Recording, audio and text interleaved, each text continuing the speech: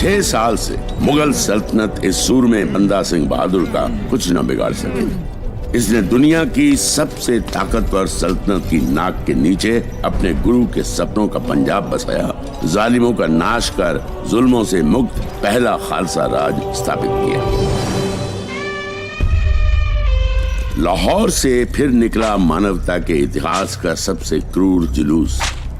बंदा सिंह को जलील करने के लिए उसे शाही पोशाक पहनाई गई और उसके 3 साल के मासूम बेटे को कैदी बना 740 सिंगों के साथ दिल्ली ले जाया गया। आखिर बंदा मुगल फौज के हाथ आ गया। शेर की तरह उसको पिंजरे में डाल दिल्ली लाया गया।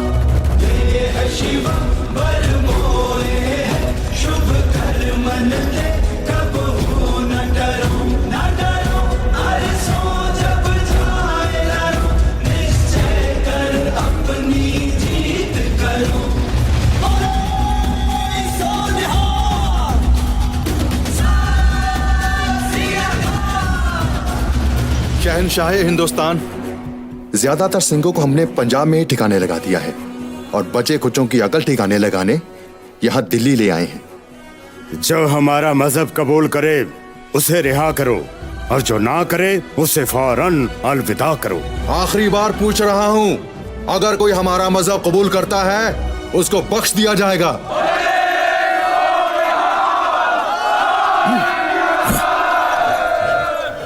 ओ सिपाहियों, लाओ एक को। ओ जलाद, पहले मैं। ओ जलाद, पहले मुझे मुक्ति दे। उसको पकड़ो। हर कैदी सिंह सबसे पहले शहीद होने के लिए उतावला था। रोज चढ़ते सूरज के साथ 100 सिंह कत्ल कर दिए जाते थे। 7 दिनों में 700 सिंह शहीदी पा गए।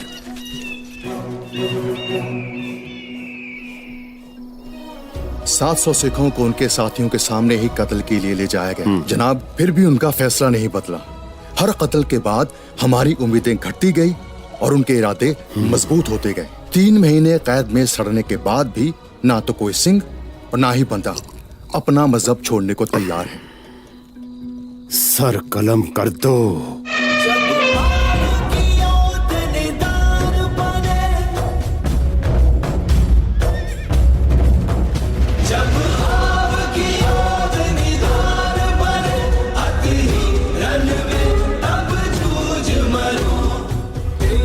डर तो नहीं लग रहा पुत्र? डर? वो क्या होता है? हाँ, तुझे कैसे पता? वो तो सिंगों में होता ही नहीं। हाँ, जैसे बाबा फतेह सिंह में भी नहीं था, उनसे सीख लिया कि धर्म के लिए अटल कैसे रहना है। चल, हुक्म हुआ तो अपने बच्चे का खुद कत्ल करेगा। सिंह औरतों और बच्चों पर कभी वार नहीं करते। इस हैवानियत के तुम महारथी हो। काजी ने बंदा सिंह के बेटे को जल्लादों के हवाले कर दिया। बंदा ने उसकी लाल दस्तार को चूमा और उसके कान में कहा, वाहेगुरु जी की फतेह। बेटे के चेहरे की तरफ देखा और निर्भय होने के लिए कहा। बेटे ने भी वाहेगुरु जी की फतेह गरज कर जवाब दिया, मैं निर्भय हूँ। उसने कहा। बेटा वाहेगुरु जी की फतेह उचारते हुए जमीन पर गिर पड़ा। सत श्री अकाल। बंदा सिंह,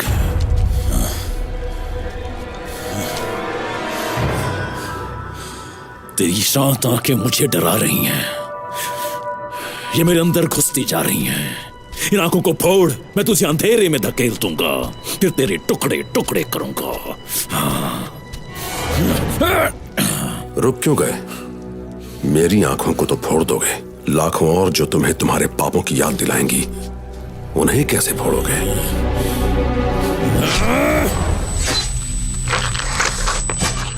बंदा सिंह बहादुर के जिस्म को जंबूरों से नोचा गया, बोटी बोटी कर दिया गया। मुगलों की ये दरिंदगी भी बंदा सिंह को आखिरी सांस तक उसके उस खालसा पंथ से टस से मस नहीं कर सकी।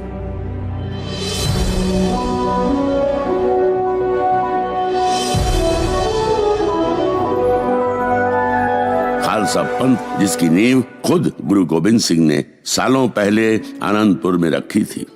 आनंदपुर जहां गुरु साहब के चारों साहबजादों के मधुर सुर फिजाओं में गूंजते और सारा वातावरण सुख, स्नेह और शांति से भर जाता था।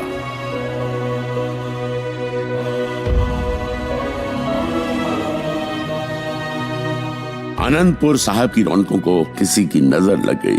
धोखे से वजीर खान ने गुरु साहब से आनंदपुर का किला खाली करवा दिया और सरसा नदी पर आकर उनका सारा परिवार बिखर गया। 40 सिंहों और 2 बड़े बेटों के साथ गुरु साहब ने चमकौर की गढ़ी में डेरा लगाया। 10 लाख की फौज लेकर वजीर खान ने हमला बोल दिया। दुश्मन के साथ लड़ते हुए पहले बाबा अजीत सिंह शहीद हुए, फिर बाबा जुझार सिंह ने गुरु पिता से आशीर्वाद ले जंग में वीरगति प्राप्त की।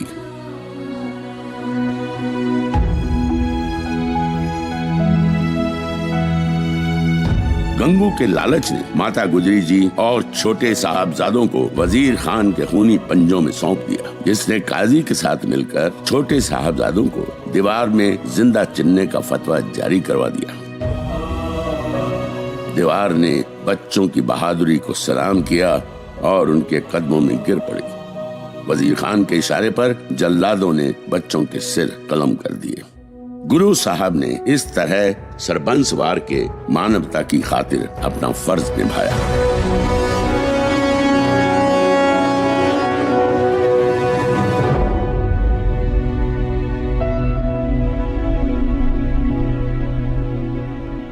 (1708) सरहंद 3 साल बीत गए थे। जिस जगह पर छोटे साहबजादों को दीवार में चिनकर शहीद किया गया था, उस दीवार को वजीर खान ने टूटा हुआ इसलिए छोड़ दिया था ताकि वो भयानक दृश्य लोगों को उसकी दहशत की याद दिलाता रहे। पर उसके विपरीत लोग वहां आकर साहबजादों की स्मृति को प्रणाम करते। कईयों को तो वहां वाहेगुरु की आवाजें भी सुनाई देती। और तो और कोई श्रद्धालु हर महीने उनकी शहीदी के दिन वहां जोत जला जाता। कौन जला जाता पता नहीं चलता था। आज भी इस महीने की वही तारीख है। वजीर खान की दहशत के सामने वो कौन सा सिर था जो झुकने के लिए तैयार नहीं था।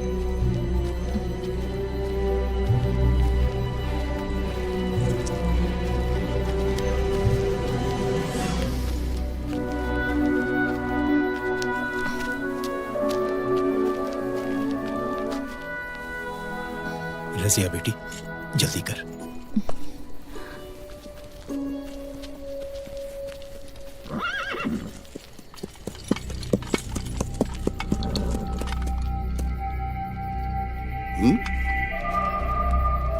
कमरुद्दीन, ये जोत किसने जलाई? पता नहीं जनाब, मैं तो नमाज पढ़ने गया था।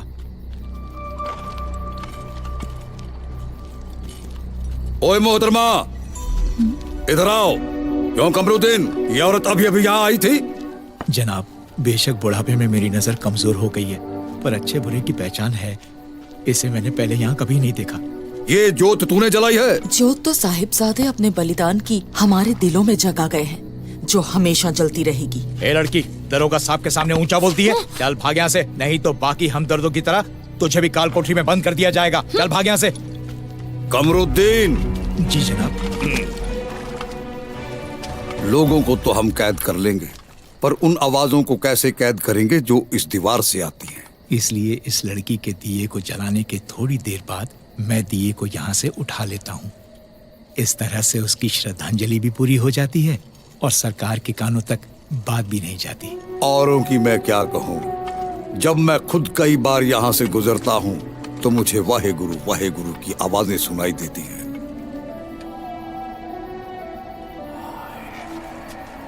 सुना जनाब?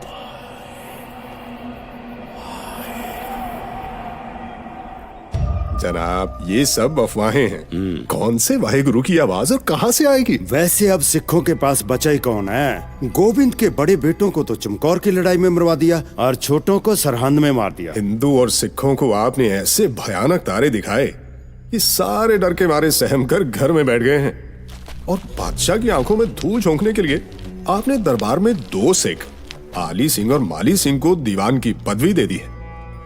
तो बता दीजिए, वो कौन सी परेशानी है जो आपको अपनी ही उंगलियों के पटाखे बजाने के लिए मजबूर कर रही है? गोविंद, सिखों का गुरु जो हमेशा मेरी मार से बचता रहा, मैंने उसके बच्चों तक को मरवा दिया, फिर भी उसने आकर मेरी चौखट पर सर नहीं झुकाया। मैं चाहे सारे सिखों को क्यों ना खत्म कर दूं, जब तक उनका गुरु जिंदा है मेरी समस्या जैसी की तैसी बनी रहेगी।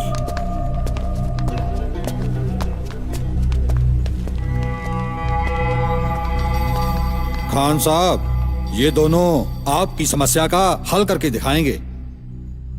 जिसका सर कलम हमारी तलवार ना कर सकी, क्या तुम उसका शिकार करोगे?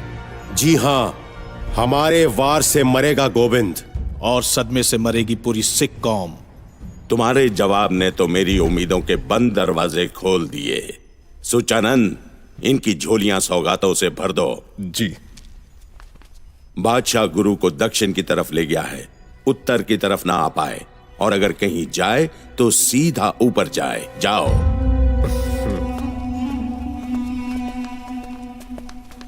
गुरु की हत्या? खान साहब, अपनी सोच के बारे में दोबारा सोच लेना, कोई बुरी बात नहीं।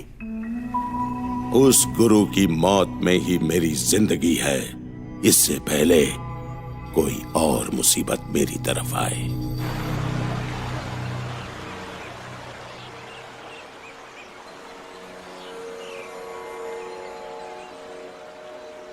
मोहन जी, मोहन जी, मोहन जी, मोहन जी, महंत जी, कोई अपने डेरे पर आया। आते ही उसने तो मटकी मर्यादा मिट्टी में मिला दी, बकरे काटे और अपने प्रसाद बनाने वाले चूल्हे पर मांस पकने रख दिया, और खुद वो आपके पलंग पर पसर कर बैठ गया। कौन है जिसने इतनी हिम्मत की? बाबा जी, सबक सिखाओ उसे। वहां बैठे ही पलंग समेत धरती पर उल्टा कर मारो, फिर जाकर पूछना। जाकर पूछना?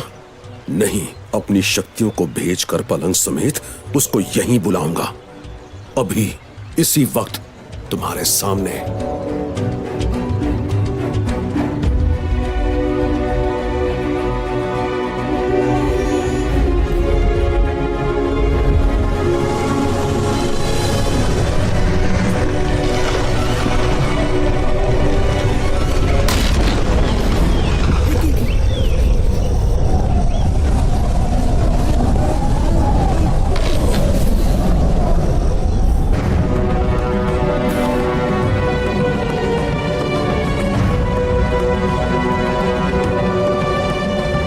दास, अहंकार के अंधकार से निकल सच्चाई की रोशनी में आ।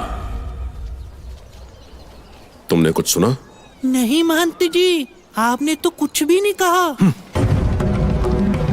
माधोदास, परमात्मा की आवाज सिर्फ आत्मा सुन सकती है, और आत्मा की आवाज सिर्फ परमात्मा। केवल मंत्र ध्वनि जमाने से शांति नहीं मिलती, चित्त को शांत रखना भी जरूरी है। तू भटक चुका है माधोदास। आज पहली बार तेरे सभी तंत्र मंत्र बेअसर साबित हुए हैं।